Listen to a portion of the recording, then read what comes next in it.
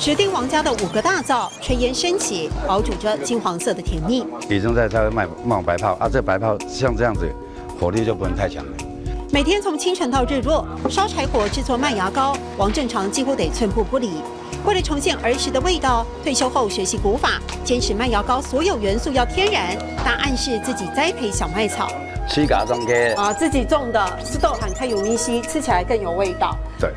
小麦草接近根部的白色地方特别甜，单吃就很鲜美。小麦芽加糯米加水发酵糖化之后，酵素将淀粉转化为糖，汁液拿来熬煮，慢慢熬成麦芽糕，全程没有任何添加物。安姑现在也是伤脑筋了，再怎么熬一天只能熬这样子，熬不出来啊。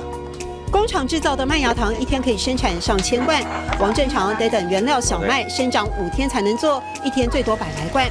老先生非常认真看待自己想吃的东西，他说要洗刷麦芽糕的冤屈。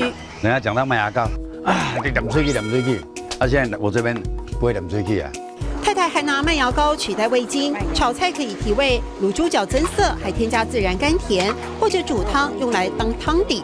用麦芽糕当基底办桌，曾吸引不少人闻香而来。看到人家吃，那就感觉到很高兴。真的不是赚钱的问题，真的是看到买到这种东西，真的很高兴。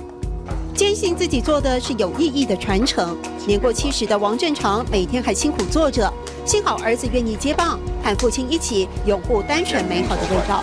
就是继续传承下去啊，一样坚持烧柴啊。啊，这个古老行业已经日落了嘛可是日落下去，再转一圈来，现在就变成日出的食品。